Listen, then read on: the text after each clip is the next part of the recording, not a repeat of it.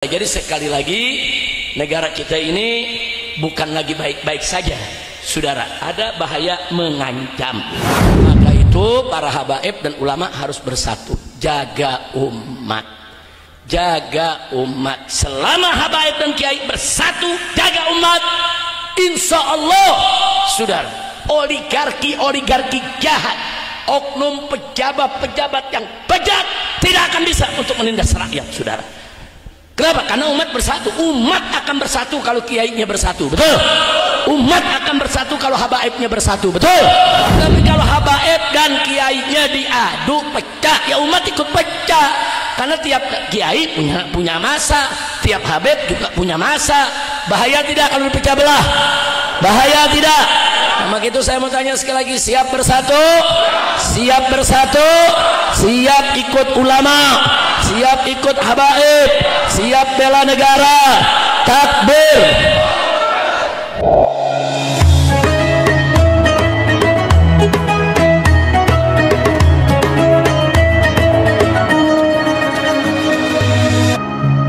Assalamualaikum warahmatullahi wabarakatuh. Bismillah, walhamdulillah, wala hawla wala quwwata illa billah. Ashhadu an la ilaha illallah wahdahu la sharika lah, wa ashhadu anna sayyidana Muhammadan abduhu wa rasuluh la nabiyya ba'dah. Allahumma salli wa sallim wa barik ala sayyidina wa habibina wa syafi'ina wa maulana nabiyyina Muhammadin wa ala alihi at-tahirin at-tayyibin wa ashabihi al-ghurril mayamin wa man tabi'ahum bi ihsanin ila yaumiddin. Amma ba'd. Siyadatul habaib asy-syurafa wa sa'adatul ulama'il fudala wa jami'il hadirin wal hadirat al-ahibba'il a'izza rahimakumullah.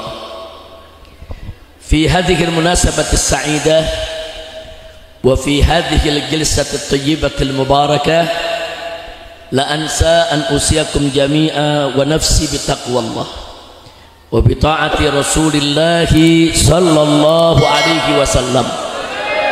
Fa nas'alullah subhanahu wa ta'ala an yahdiyana ila siratihil mustaqim wa yaj'alana minal muttaqin wa yudkhilana jannatahu jannatan na'im bihaqqi sayyidil mursalin walhamdulillahi rabbil alamin. Taqabbalallahu minna wa minkum fataqabbal ya karim. Kepada para habaib, para alim ulama, para masyaikh, para kiai, para tuan-tuan guru, para sepuh yang sama kita cintai dan kita hormati, wabil khusus sahibul majlis akhina al-fadil al-muhtaram al-mukarram al-habib Ali bin Abdurrahman as-Saggaf hafidhahullah ta'ala wa ra'ah, famartallahu bituli hayatih wa nafa'ana bi ulumi fid dini wad dunya wal akhirah, amin ya rabbal alamin. Ahibail kiram, tadi pagi saya baru hadir di acara haul, yaitu di Cikura, tempat Kiai Ahmad bin Kiai Said bin Kiai Armia. Alhamdulillah acaranya berjalan lancar, sukses, penuh berkah, dan banyak kiai-kiai serta habaib yang hadir. Alhamdulillah. Nah begitu juga di sini saya lihat, masya Allah, para kiai, para tuan-tuan guru bersama para habaib juga bersatu. Mudah-mudahan saudara, persatuan ini senantiasa dijaga oleh Allah subhanahu wa ta'ala. Saya mau tanya kepada umat semua, kalau lihat habib, kiai, ustadz, ulama semua bersatu, bagus tidak? Enak melihatnya gak? Setuju? Alhamdulillah. Nah karena itu saya ingin sampaikan di sini, kita harus waspada terhadap segala gerakan-gerakan yang ingin mengadu domba antara kiai dengan kiai, habib dengan habib, habib dengan kiai, mau diadu domba, mau dipecah belah. Kenapa? Karena saudara, umat Islam di Indonesia ini mayoritas, dan mayoritas ini nggak bisa dipecah kecuali pecah dulu kiainya. Umat Islam ini mayoritas nggak bisa dipecah belah kecuali kalau Habibnya sama kiainya udah dipecah belah. Selama Habib sama kiai bersatu menjadi benteng Ahlus Sunnah wal Jamaah, maka umat tidak akan pernah bisa dipecah belah. Tapi begitu Habib dengan Habib diadu, kiai dengan kiai diadu, saudara, maka niscaya umat akan mudah untuk dipecah belah. Makanya Allah ingatkan dalam Al-Quranul Karim, faqala ta'ala, ati Allah wa rasulah fala tanaza'u fatafshalu wa tadhhaba rihukum. Jadi jelas sekali saudara, Allah udah ingatkan, ati Allah, taatilah Allah, wa rasulah, dan rasulnya taati. Saudara, wala tanaza'u, kata Allah, jangan sekali-kali kamu berselisih, berpecah belah, jangan. Kenapa? Fatafshalu, niscaya pasti kamu akan gagal. Nah, kenapa saya katakan pasti, saudara? Karena firman Allah yang menyatakan sedemikian rupa, saudara. Jadi bukan mungkin lagi, bukan. Pokoknya kalau sudah Allah sudah menyatakan, saudara, jangan kamu berpecah belah, fatafshalu. Kalau kamu berpecah belah, pasti kamu akan gagal. Bukan hanya sekedar gagal, wa tadhhaba rihukum. Apa maksud kita tadhhaba rihukum? Itu hilang kamu punya pengaruh, hilang kamu punya haibah, hilang kamu punya karisma, hilang semuanya. Nah, maka itu kita diminta semua untuk bersatu. Alhamdulillah. Siap bersatu? Takbir. Sallu ala nabi. Saudara, ulama itu pewaris Nabi.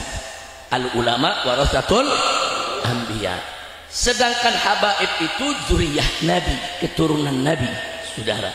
Pewaris Nabi dengan keturunan Nabi nggak boleh dipecah. Harus saling bahu membahu berjuang. Dan kedudukan keduanya mulia.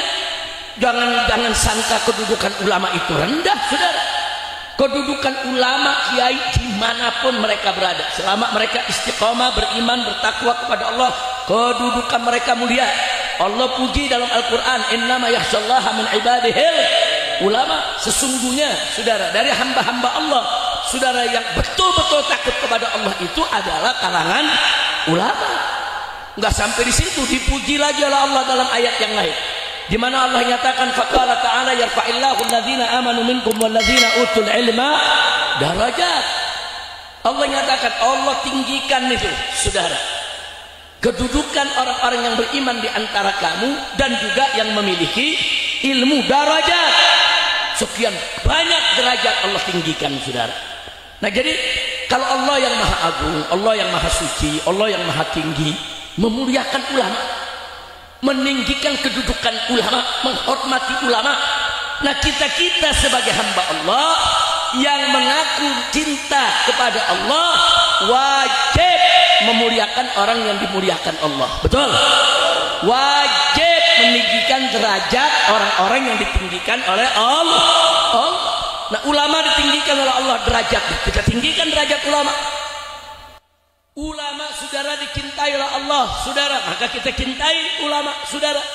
Jadi muliakanlah orang yang dimuliakan ulama, tinggikanlah derajat orang-orang yang ditinggikan derajatnya oleh Allah Subhanahu wa ta'ala. Siap ikut ulama?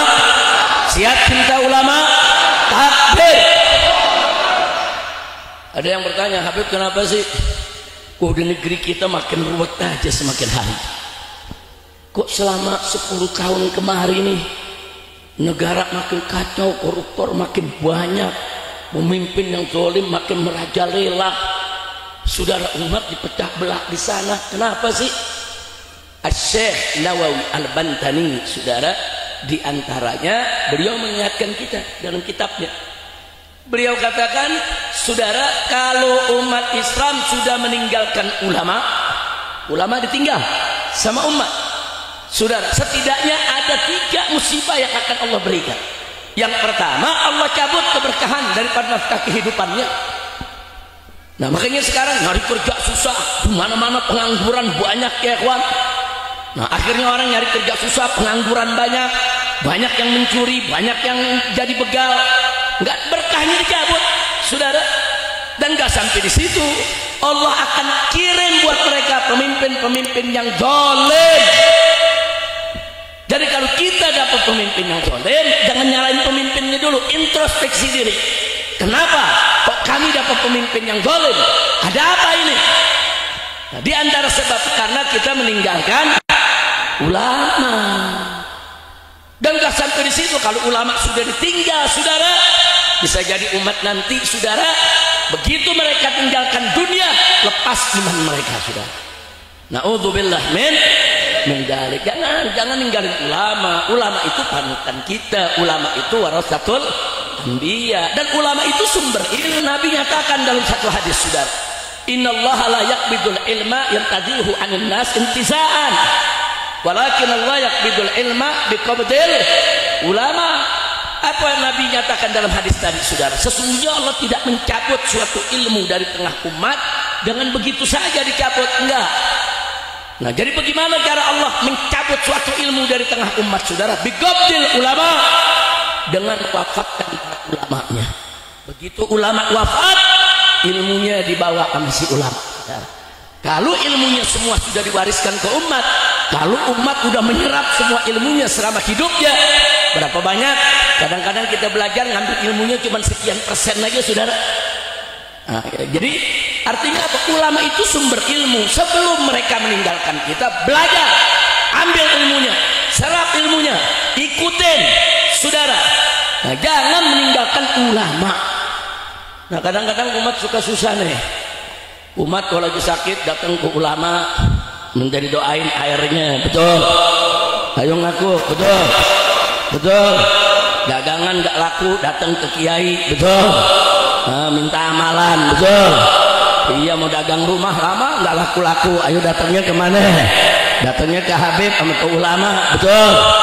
Betul? Nanti kalau ada yang meninggal dunia mau tahlil, ngundang siapa? Kiai sama ulama, betul? Sakit nggak baik-baik, ayo datang ke dokter, ke sono kemari udah nggak baik, datangnya terakhir kemana? Ke ulama, saudara. Giliran lagi milih pemimpin, ulama ditinggal. Ayo, betul, betul. Giliran lagi mau ngawinin, mau tahlilan, mau minta obat, mau dagangan nggak laku, datang ke ulama nanya. Giliran milih pemimpin, milih wakil rakyat, ini kan untuk keputusan hidup mereka, ditinggal ulama. Saudara, alasan mereka, ya ulama kan nggak ngerti politik, ulama kan nggak paham soal politik. Ulama mungkin memang tidak paham politik, tapi jangan lupa ulama-ulama yang sholihin, mereka punya, saudara, nurul qalbi, mereka punya cahaya hati, mata hati yang bisa menembus, saudara, untuk melihat ke depan yang kita nggak bisa lihat, saudara. Makanya jangan pernah tinggalkan ulama. Urusan politik ke, urusan dagang ke, ekonomi ke, jangan tinggal ulama. Nah, jadi kalau sekarang sudah begini kita punya nasib negeri, ya itu salah satu sebabnya karena kita meninggalkan ulama. Makanya ke depan saya mau tanya nih, mau ikut ulama, mau belajar kepada ulama, mau dukung ulama, mau bela ulama, takbir, sallu ala nabi. Jadi jangan main-main sama kiai, jangan kurang ajar sama para ulama. Saudara, datangi mereka, silaturahmi kepada mereka, cium tangan mereka, belajar, serap ilmunya, barokah insya Allah. Nah sekarang soal dzurriyyah, saudara. Habaib itu dzurriyyah Nabi alaihi salatu wassalam, saudara. Nah, kalau ulama pewaris Nabi yang mewarisi ilmunya, mewarisi akhlaknya, mewarisi kewajiban perjuangannya. Nah, para dzurriyyah Nabi sebagai keturunan Nabi alaihi salatu wassalam juga wajib kita hormati dan kita cintai. Yang minta supaya habaib itu dihormati, dicintai, bukan habaib, bukan. Allah yang minta. Baca Al-Quranul Karim. Allah katakan kepada Nabi alaihi salatu wassalam, saudara, qul la as'alukum alaihi ajra illal mawaddata fil qurba. Hei Muhammad, hei Rasul, hei Nabi, katakan kepada kau punya umat, la as'alukum alaihi ajra.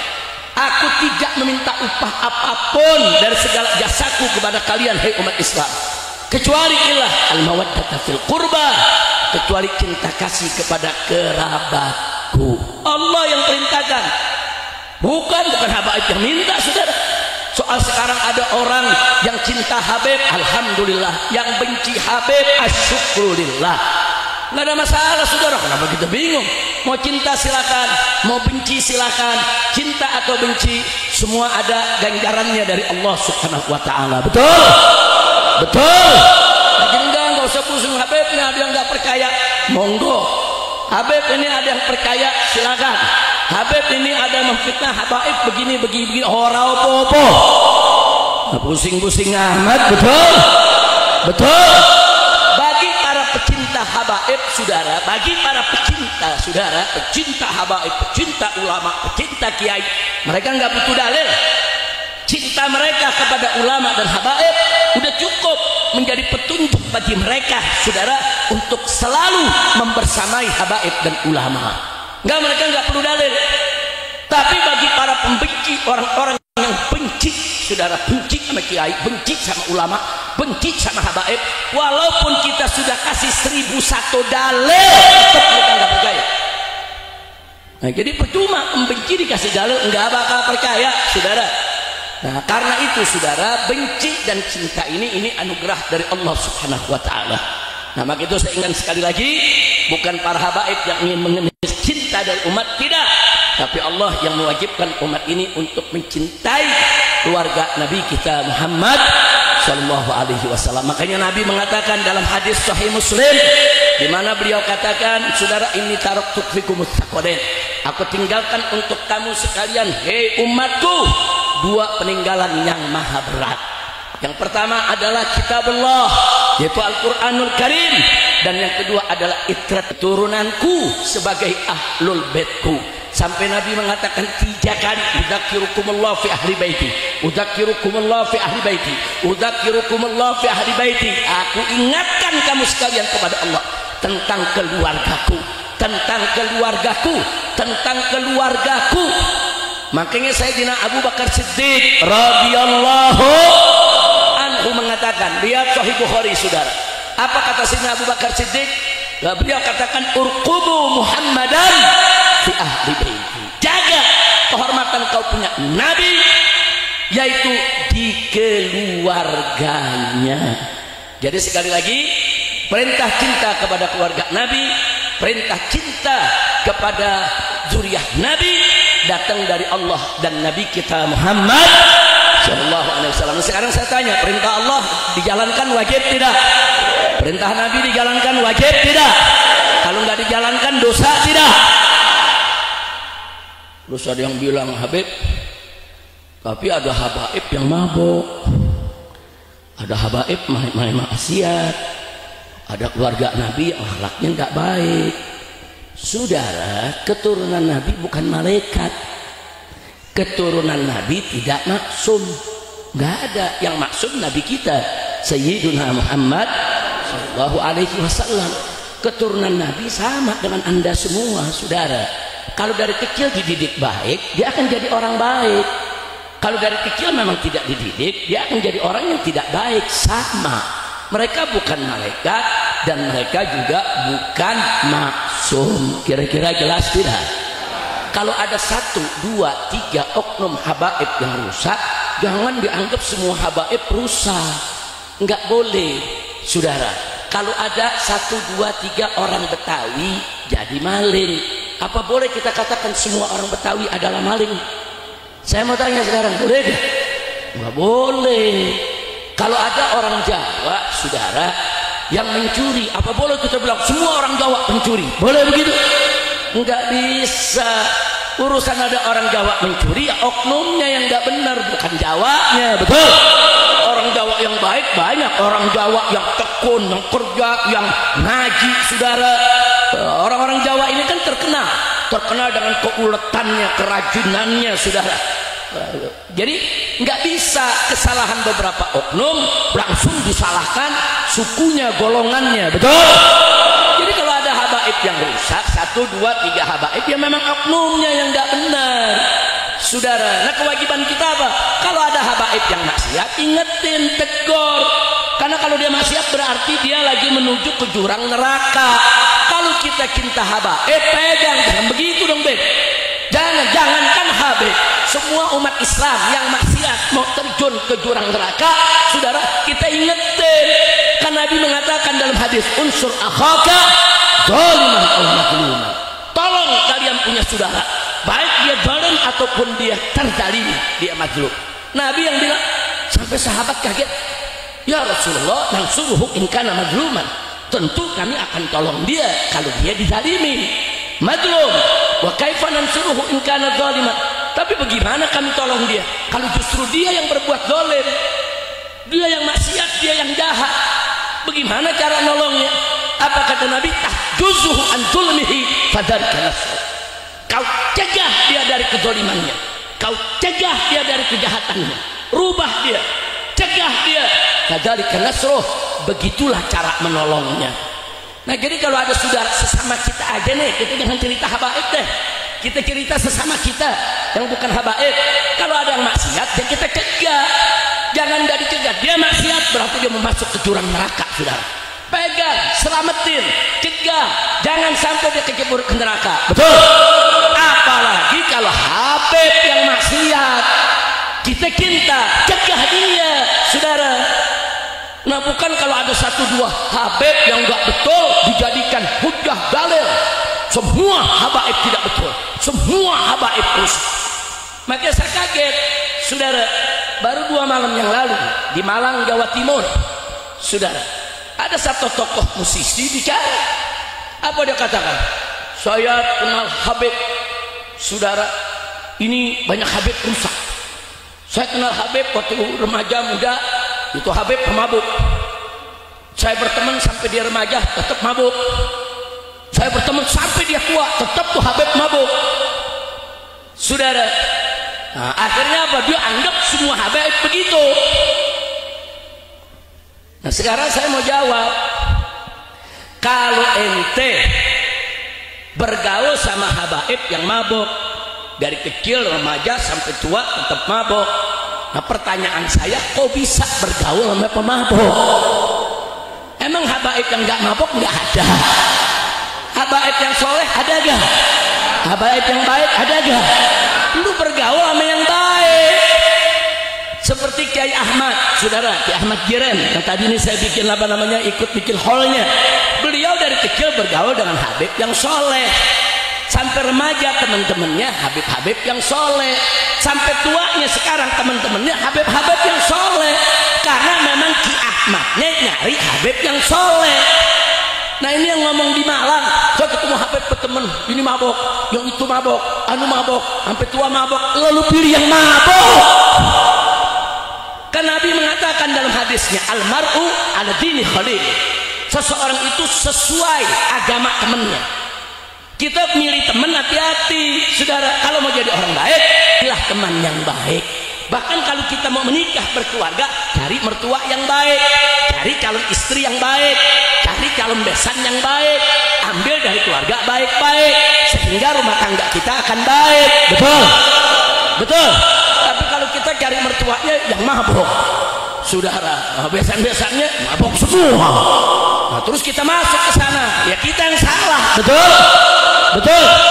Nah makanya itu yang ngomong begitu di Malang kemarin, saya mau kasih tahu dia, saudara, bukan habib yang mabok yang salah, lu cari temen yang mabok. Jangan-jangan dia ikut mabok juga. Ya, bukan, kalau anda bergaul sama habib yang soleh, ya diajak berbuat baik. Anda bergaul dengan kiai yang soleh, anda diajak ngaji, anda diajak tahlilan, diajak marhabanan, saudara. Nah kalau bergaul sama yang mabok, ya diajak mabok. Kira-kira jelas gak? Jelas gak? Nah karena itu nih upaya begini, upaya-upaya mau adu domba, saudara. Maka itu saya dalam beberapa bulan terakhir ini saya putuskan dengan para menantu saya, abah harus turun lagi, harus ceramah lagi, keluar masuk kampung. Dari dulu saya di Pemalang nih keluar masuk kampung, saudara. Nah, dari dulu kita naik gunung, turun gunung, ke lembah. Nah tapi begitu saya lihat sekarang kok mudah banget orang diadu domba, saudara. Nah kita mesti turun lagi, kita mesti satukan umat, jangan mau umat dipecah belah. Betul. Setuju? Siap bersatu? Takbir. Shallu ala nabi. Malam ini saya mau ceramah di Petarukan.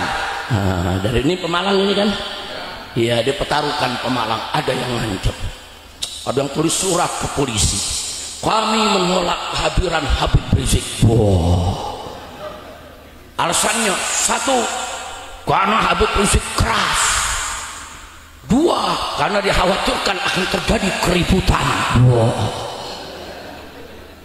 Saudara, saya dari tahun 85 udah ngajar jadi guru. 90 pulang dari Saudi Arabia, saya terus dakwah ke sana kemari. Saya udah 40 tahun ceramah, ngajar, nggak ada yang ribut saudara. Nggak ada. Saya ceramah di Pemalang begitu bubar tonjok-tonjokan panitianya. Nggak ada saudara. Nggak ada. Oh, tapi Habib Rizik itu keras kata mereka. Loh, saya mau kasih tahu yang memang saya keras terhadap narkoba, keras terhadap minuman keras terhadap pelacuran, keras terhadap koruptor, keras terhadap pejabat-pejabat yang bejat. Saudara, ya saya keras terhadap maksiat. Mau apa? Betul? Waktu bilang memang harus keras kepada maksiat, saudara. Tapi kalau kepada kiai nggak bisa saya keras, kepada santri nggak bisa saya keras, saudara. Kepada kiai, saudara, di mana saya ketemu kiai, saya cium tangannya, saya cium jidatnya, saudara. Kenapa? Karena mereka orang-orang yang patut kita cintai. Ada tempatnya, keras ada tempatnya, lembut ada tempatnya, betul? Takbir. Memang Habib Rizik dari dulu udah begini. Udah dari dulu ya begini, nggak berubah, enggak, saudara. Nah, jadi kok alasannya keras, alasannya ada ribut kapan kita pernah ribut? Nah, cuman saya mau ingetin aja dah semua yang ada di sini. Dulu, saudara, tahun 48 sampai tahun 65 ada kelompok yang suka mengganggu habaib dan kiai. Siapa mereka? Mereka adalah PKI. Nah, ini kalau anak-anak yang umurnya 30 tahun belum tahu itu PKI, saudara. Anak-anak yang umurnya di bawah 40 nggak tahu itu PKI, saudara. Karena mereka nggak ngalamin. Apalagi setelah kita reformasi pada tahun 98, itu pelajaran sejarah tentang PKI dihapus dari buku sejarah. Nah, makanya anak-anak sekolah yang sekolahnya mulai tahun 90-an sampai hari ini nggak tahu PKI, kecuali kalau mereka masuk pesantren diceritain sama kiainya. Nah, maka itu sekarang ini kenapa PKI bisa bangkit? Karena generasi milenial maupun Gen Z, saudara, nggak tahu siapa itu PKI. Nah, ini mesti kita kasih tahu. PKI itu tahun 1948, saudara, di Madiun sampai di Magetan, saudara, Magelang, begitu juga di Solo, mereka melakukan pemberontakan. Pondok-pondok pesantren dibakar, santri dibantai, kiai dibunuh, bahkan kiai, saudara, dipotong-potong, dimasukkan ke dalam lubang di Magetan. Ada 7 lubang yang disebut lubang neraka, saudara. Nah, ini anak-anak muda nggak tahu. Dulu di pelajaran sejarah ada. Waktu saya SD, waktu saya SMP, SMA, ada itu pelajaran. Dihapus semenjak kita reformasi. Jadi dari tahun 98 sudah dihapus. Nah, kenapa dihapus? Karena ada anak keturunan PKI yang masih mengusung ideologi PKI, yang sakit hati terhadap umat Islam, yang dulu memerangi mereka, saudara. Sekarang mereka sudah ada yang jadi bupati, gubernur, wali kota, anggota dewan, saudara. Sehingga mereka yang minta itu semua dihapus, saudara. Nah, akibatnya apa? Akibatnya anak-anak kita generasi milenial dan Gen Z nggak tahu apa itu PKI. Bahkan kadang-kadang generasi milenial dan Gen Z ini dia mendengar cerita atau membaca tulisan yang muji-muji PKI. Bahkan mereka bilang PKI ini korban, saudara. Dan ini berbahaya sekali. Itu tahun 48, saudara. Akhirnya musuh dikejar dan dibunuh. Saat itu tahun 48 tentara memerangi PKI dibantu oleh ulama dan para santri. Alhamdulillah. Masuk tahun 65, saudara. Nah, ini yang jadi persoalan sejarah. udah berontak tahun 48, udah bunuh kiai, bakar pesantren, ribuan orang yang mati, nggak dibubarin PKI, nggak dibubarin saudara, karena rezim yang berkuasa saat itu saudara memang dipengaruhi oleh PKI. Nah akhirnya apa? Tahun 1955 PKI bangkit lagi, bahkan jadi partai, ikut pemilu lagi saudara. Tahun 55 dan banyak pemilihnya, sampai menjadi 4 besar. Di samping ada Partai Masyumi, Partai NU, saudara, PNI, partainya Pak Karno, dan PKI. 4 besar menang pemilu saudara. Nah akhirnya apa? Begitu mereka punya kemenangan 4 besar, mereka masuk ke pemerintahan saudara, mereka jadi menteri-menteri. Nah di situ mereka mempengaruhi Presiden Soekarno untuk bermusuhan dengan umat Islam, diadu domba. Pak Karno bukan PKI saudara, tapi orang sekitarnya banyak PKI, diadu domba. Masyumi dibubarkan, GPI dibubarkan saudara. Akhirnya tahun 65, tahun 62-an, sebelum 65, banyak kiai ditangkep-tangkepin saudara. Kiai ditangkep-tangkepin, dijeblos-jebloskan ke penjara saudara. Akhirnya PKI semakin merajalela. Di tahun 65 merasa sudah kuat, akhirnya dia bunuh 7 pahlawan revolusi Indonesia. Nah, jadi jenderal-jenderal diculik, mereka bunuh saudara. Nah akhirnya apa yang terjadi? Lagi-lagi TNI terbelah 2. Ada tentara yang ikut PKI, ada tentara yang bersama umat Islam saudara. Jadi sekarang ini jangan melulu bilang umat Islam hati-hati disusupi PKI. Tunggu dulu, bukan umat Islam yang disusupi PKI. Dulu justru polisi disusupi PKI, tentara disusupi PKI saudara. Masuk mereka. Nah, memang yang berontak di Jakarta itu Kolonel Untung, tentara saudara, PKI. Jadi tentara terbelah 2 saudara. Nah sekarang tentara-tentara yang bagaimana cara menghadapi tentara yang PKI saudara? Lagi-lagi merangkul ulama dan santri. Akhirnya ulama di mana-mana deklarasi perang lawan PKI terjadi di mana-mana. PKI nyerang pesantren, bakar, bunuh kiai. Umat saat itu juga bangkit saudara. Almarhum Kiai Haji Hasyim Muzadi, guru saya, orang tua saya, sahabat saya saudara, Allah yarhamuh. Nah beliau bercerita, Habib, dulu tahun 60-an saya ini masih muda menjadi pimpinan, salah satu pimpinan Banser. Kita gerakan Banser di mana-mana Habib, perang lawan PKI, takbir di mana-mana. Alhamdulillah, akhirnya Allah beri kemenangan. Itu saya mau tanya, siap bersatu, siap ikut kiai, siap ikut ulama, siap ikut habaib, takbir, sallu ala nabi. Nah itu yang saya mau sampaikan saudara. Itu jutaan piring yang kotor mesti dia yang bersih. Utang yang begitu banyak mesti dia yang bayar sudah. Kesian saudara. Dan saya sudah usulkan dari pertama, saya sampaikan, Anda sebagai presiden baru, saya sampaikan, beliau kirim utusan orangnya, nanya kepada saya, bagaimana ini Habib?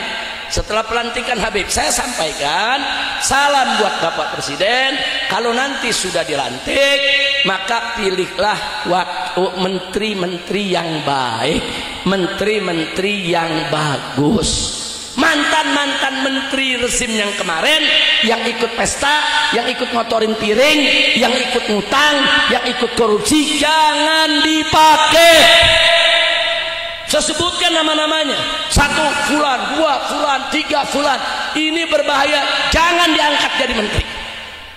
Kalau Anda tidak angkat ini, cari yang lain yang baik, insya Allah Anda akan menjadi pemimpin yang baik. Sudah, kita sudah sampaikan. Begitu dibentuk kabinet, belasan nama yang saya sebut jangan diangkat, diangkat semua. Gimana ceritanya saudara? Makanya mesti sabar, mesti banyak-banyak sabar saudara. Nah akhirnya apa ya, berantakan sekarang saudara. Mau bilang apa, kita lihat aja model menteri sekarang. Ibu-ibu teriak telur mahal, menterinya jawab, saudara, ya piara ayam biar bertelur sendiri. Bapak-bapak teriak bensin mahal, menterinya jawab, makanya jangan beli motor, jalan kaki aja. Ibu-ibu teriak lagi listrik mahal, dia jawab lagi, iya kalau begitu pakai lampu semprong aja, jangan pakai listrik. Saudara, pemimpin bukan begini jawabannya, bukan. Ada yang lebih jahat lagi. Masyarakat ini protes, apa dia bilang? Masyarakat, jangan protes-protes. Kalian nggak punya jasa kepada negara. Kalau yang mau protes-protes, sono pergi ke luar negeri. Diusir, suruh keluar dari Indonesia. Ini apa? Kalau ada aksi mahasiswa, itu berarti mereka memberikan sinyal kepada pemerintah ada sesuatu yang tidak beres. Tolong diberesin. Panggil mahasiswanya, ajak bicara. Saudara, jangan-jangan mahasiswa tadi salah informasi, lurusin. Tapi kalau mahasiswanya benar, terima kritiknya, perbaiki. Bukan jawab begitu seenaknya. Masyarakat lagi demo, masyarakat aksi, ibu-ibu protes, bapak-bapak protes.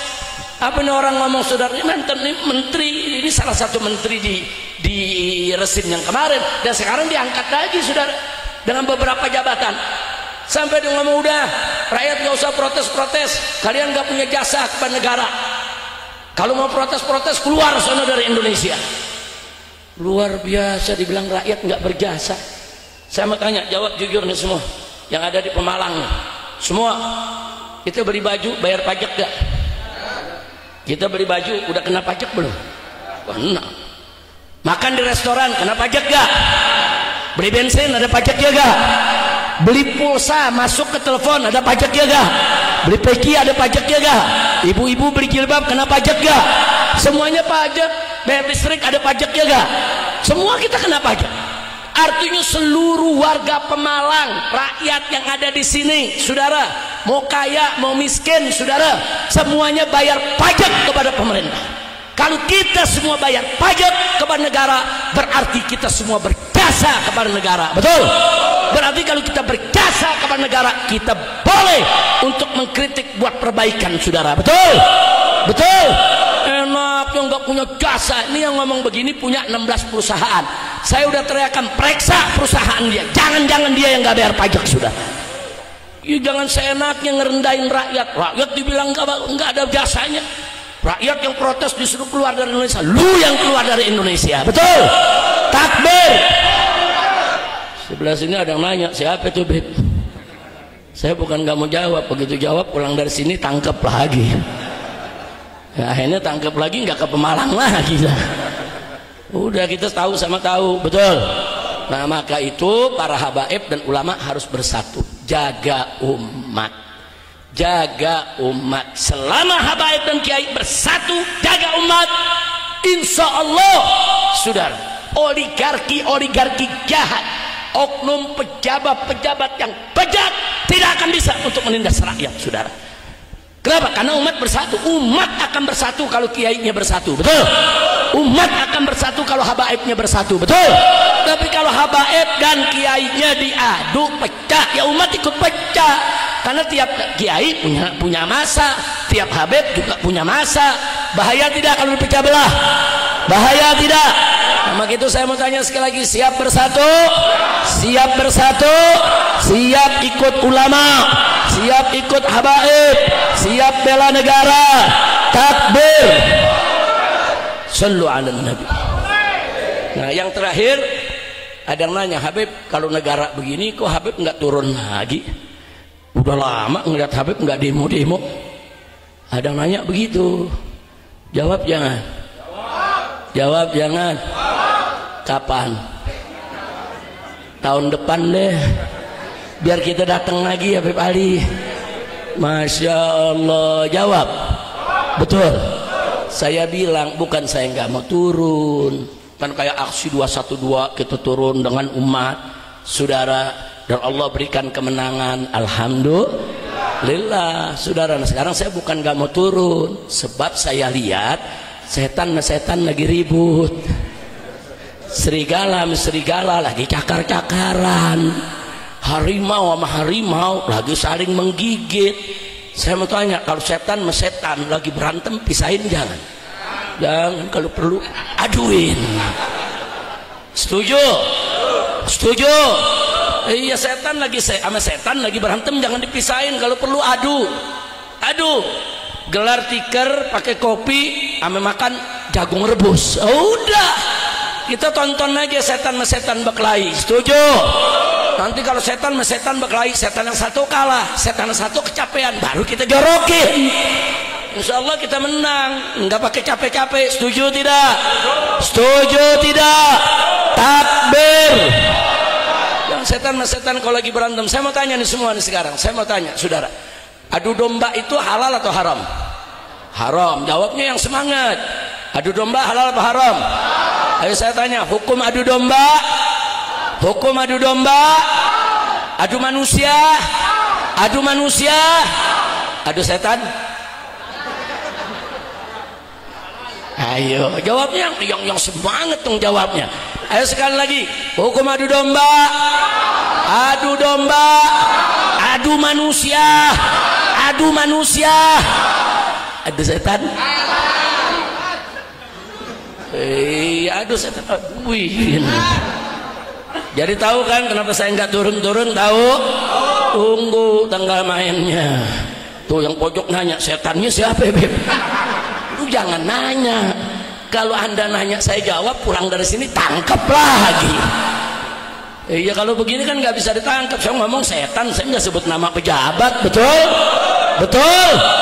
Saudara, dulu zaman Orde Baru, zaman Pak Harto, itu korupsi sudah ada, bukan nggak ada. Tapi korupsinya di kolong meja. Kenapa korupsi di kolong meja? Masih punya rasa malu. Masih punya rasa malu, saudara. Nah begitu reformasi, saudara, korupsinya naik ke di atas meja. Kenapa di atas meja? Malunya udah mulai hilang. Begitu 10 tahun kemarin, di zaman siapa tuh kemarin 10 tahun? Tahu kan 10 tahun kemarin kan? Tahu rezimnya kan? Tahu itu korupsinya sama meja-mejanya dibawa lari. Kira-kira jelas gak? Jadi zaman Orde Baru, zaman Pak Harto, korupsinya di kolong meja. Reformasi, korupsinya naik di atas meja. Zaman presiden yang kemarin, korupsi sama meja-mejanya dibawa lari. Innalillahi wa inna ilaihi raji'un. Tahu kan orangnya? Tahu? Lu jangan sebut nama dong. Lu pakai sebut nama, jangan sebut nama. Tapi yang lu sebut benar. Jadi kalau ada polisi di sini tuh yang nyebut tuh, yang nyebut. Takbir. Habib nggak nyebut nama, betul? Tuh yang nyebut tuh. Pokoknya ada polisi dicari aja yang nyebut siapa. Udah kalau begitu saudara, sekarang begini aja dah. Saya mau kasih kabar gembira. Ini dalam 1 tahun terakhir ini umat di mana-mana saudara diajak oleh para kiainya baca sholawat asghilidz zalimin bidzalimin. Apa arti asghilidz zalimin bidzalimin? Ya Allah, bikin sibuk orang zalim dengan orang zalim. Nah ini yang terjadi sekarang. Si zalim sama si zalim lagi ribut, lagi saling buka rahasia, lagi saling menyerang, lagi saling untuk menghancurkan satu sama lainnya, saudara. Artinya apa? Doa umat di mana-mana mustajab, digobul. Doa satu kiai aja digobul, doa satu santri yang soleh digobul, apalagi kalau baca asghilidz zalimin bidzalimin di majelis taklim, di masjid, di pesantren, di lapangan, di tabligh akbar, di mana-mana. 1 tahun ini saudara, di mana-mana banyak yang baca sholawat tersebut. Nah sekarang Allah gobulkan, alhamdulillah. Yang zalim lagi pada ribut, alhamdulillah. Nah kita minta sama Allah, wa akhrijna ya Rabb, keluarkan kami dari tengah-tengah orang-orang zalim tersebut dalam keadaan selamat. Insya tahu selawatnya, tahu selawatnya, tahu.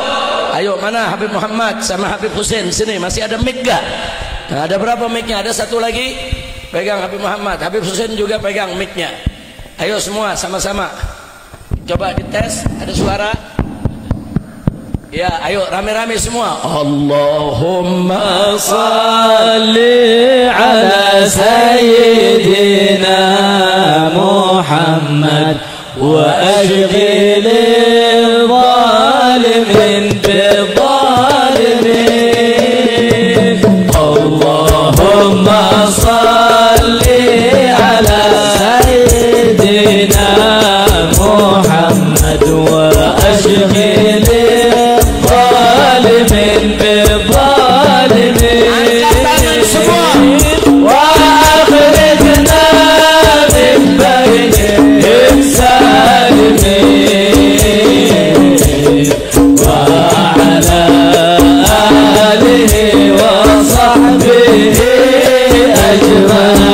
أجمعين اللهم صل على سيدنا محمد وأشهد الظالمين بظالمين اللهم صل على سيدنا محمد وأشهد الظالمين بظالمين وأخرجنا من بين السالمين وعلى آله وصحبه أجمعين اللهم صل على سيدنا محمد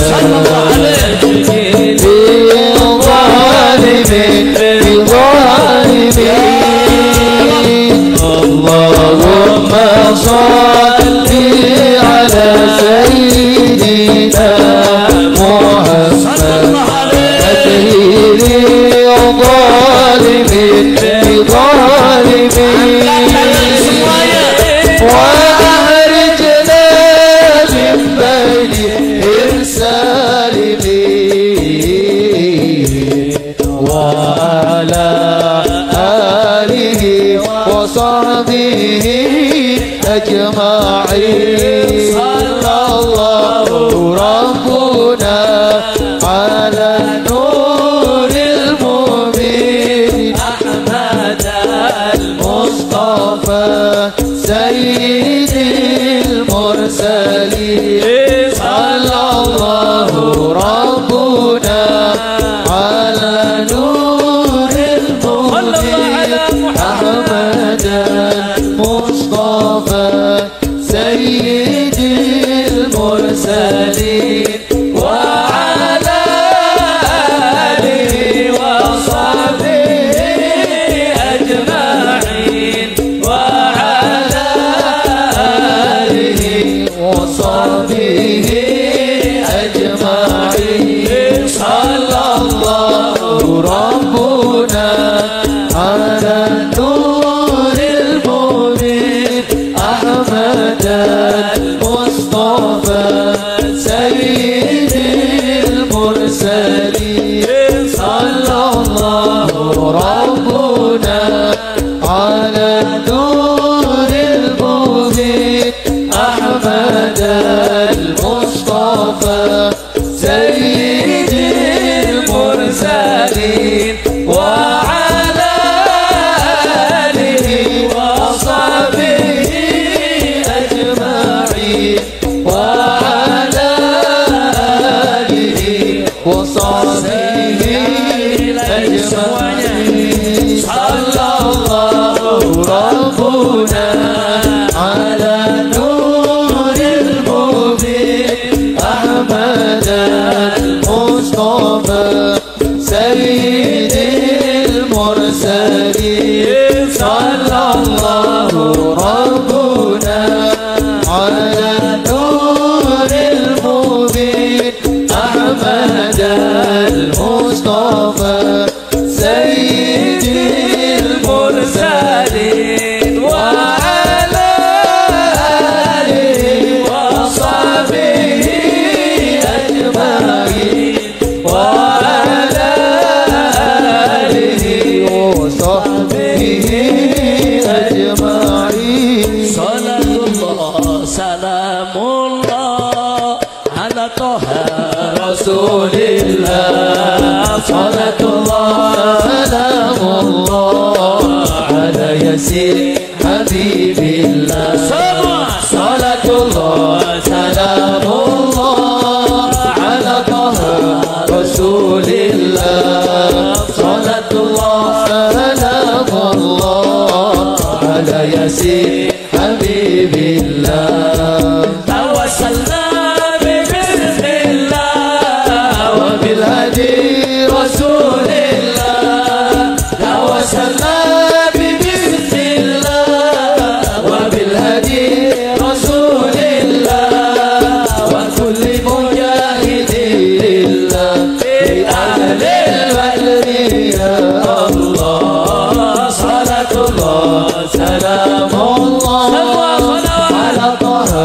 Rasulillah. Salatullah salamullah ala yasin habibillah. Angkat tangan.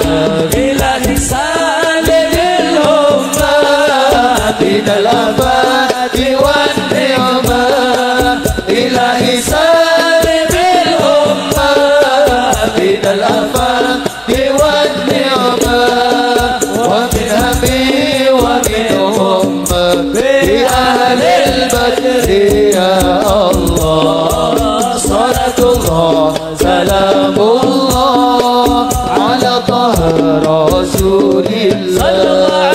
Salatullah salamullah ala yasin habibillah. Ilahi fir wa akrimna min al-matalib minna. Ilahi fir wa akrimna min al-matalib minna. Wa daf'i masa'atin 'anna bi ahli al-badri ya Allah. Salatullah salamullah ala Muhammad Rasulillah. Salatullah salamullah ala yasin habibillah. وصل على النبي البريء بلا عد ولا حصر. وصل على النبي البريء بلا عد ولا حصر. ونبي سادة الغر في أهل البدر يا الله.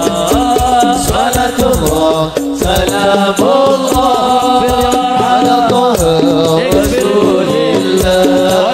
Salatullah salamullah ala taha Rasulillah. Salatullah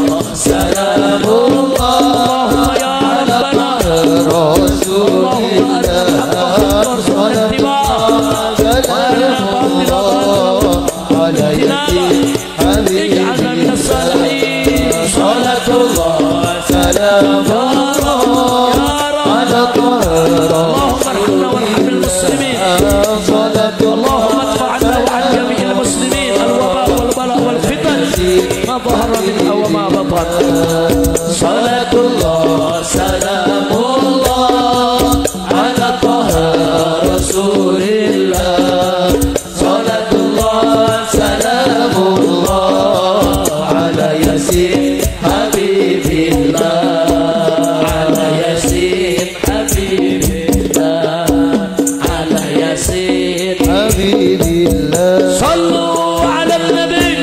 Allah alaihi. Alhamdulillah. Nah, jadi kalau pertama tadi kita baca asdirid zolimin bid zolimin, yang terakhir itu selawat badar.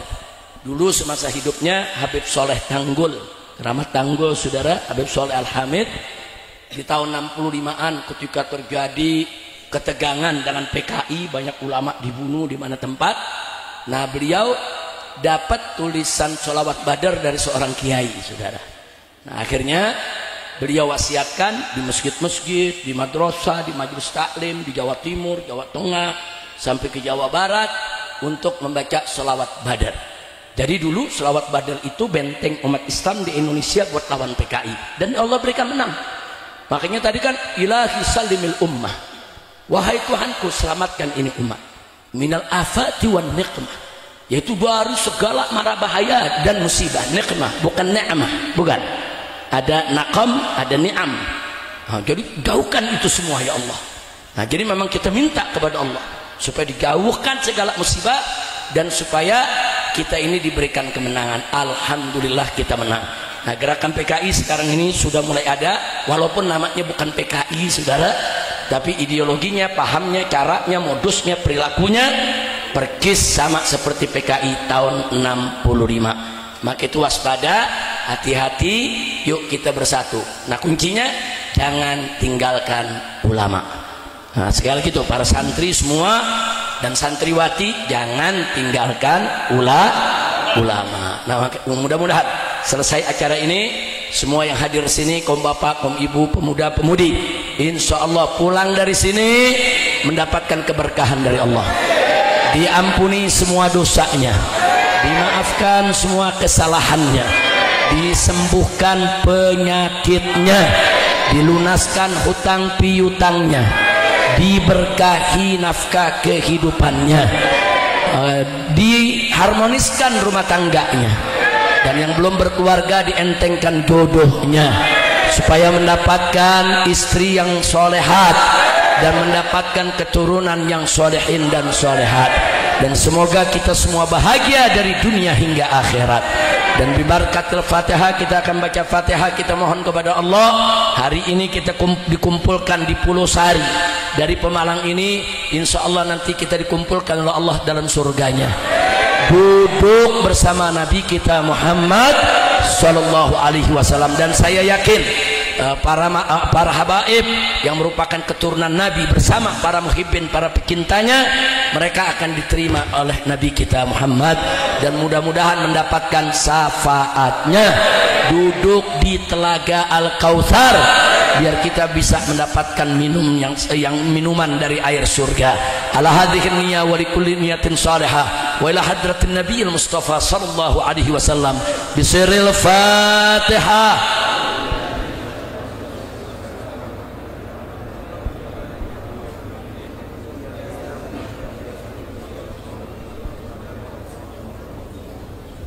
Sekali lagi kita baca surat Al-Fatihah, kali ini khusus supaya majlis ini Allah jadikan majlisan solehan, thayyiban, makmuran, munawwaran, yaitu Allah berkahi sang gurunya, Allah berkahi jamaahnya, Allah berkahi semua kegiatannya, dan semoga Habib Ali bin Abdurrahman Segaf, begitu juga orang tuanya dan semua habaib serta para kiai, guru-guru kita semuanya panjang umur dalam taat, dalam sehat wal afiat, dalam taat dan ibadat, dan dimenangkan langkah perjuangan dakwahnya. Dan semoga kita dijauhkan dari mereka-mereka yang suka memecah belah umat, dan semoga kita semua tetap bersatu dan kita mendapatkan negara yang baldatun thayyibatun. Bisiril Fatihah.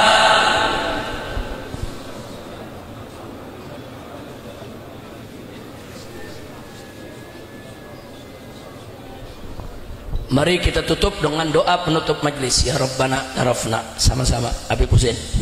Ayo itu mic-nya sama-sama ya. Ya Rabbana tarafna bi annana iqtarafna wa annana asrafna ala ashrafna فتوب علينا توبة تغسل كل حوضة واستر لنا العورات وآمن الروعات واغفر لوالدينا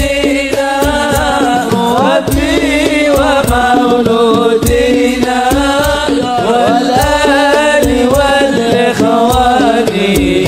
وسائر الخلان وكل ذي محبة أو جيرة أو صحبة والمسلمين أجمع آمين يا ربي اسمع ربنا وجود منا منا بالمصطفى الرسول نحظى بكل سور صلى وسلم ربي عليه عند الحبيب وآله وصحبه عداد طش صحبي والحمد لله في البال والثناء والحمد